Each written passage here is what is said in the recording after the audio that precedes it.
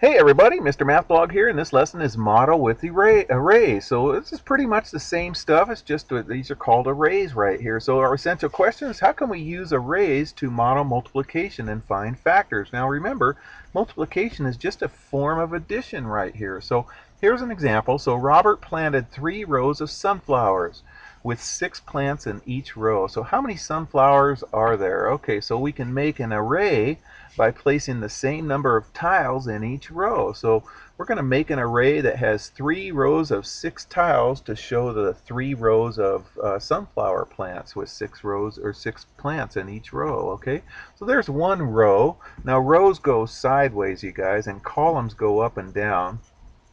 Think of a coliseum, those big long columns that go up and down. Those are called columns right there. Rows go sideways.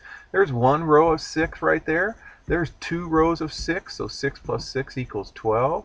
All right, and then 3 rows of 6. Well, 12 plus 6 equals 18 right there. So there's 3 rows of 6. So find the total number of tiles. There's 18 tiles right there. So if we multiplied 3 rows of 6, there's a crow outside crowing.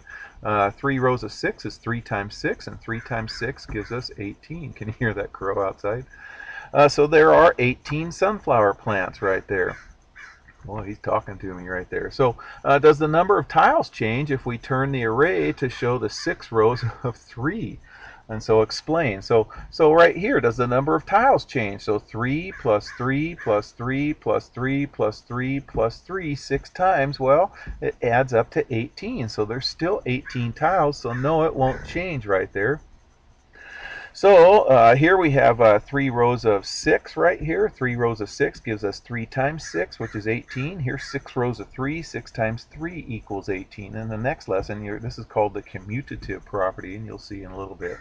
So we're going to use the 8 tiles here and make as many different arrays as we can using all 8 tiles. Draw the arrays. I'm at school right now, so I have my windows open. So the first one is done for you. So here's one row, 1 by 8. So one row of 8. So 1 by 8 is 1 times 8, which is 8 right there. There's 8 tiles right there. Okay. So now we're going to do 8 rows of what? Well, 8 rows of what gets us 1? Well, 8. The only way we can do that is 8 rows of 1 tile each right here. So 8 times 1 also equals 1. How about this, you guys? Here's the 8 tiles arranged like this. We have 2 rows of 4 right there. Okay, so 2 times 4 would also equal 8. Now if we just stand that up, here's 1, 2, 3, 4 rows of 2. So 4 rows of 2 gives us 4 times 2, which is 8.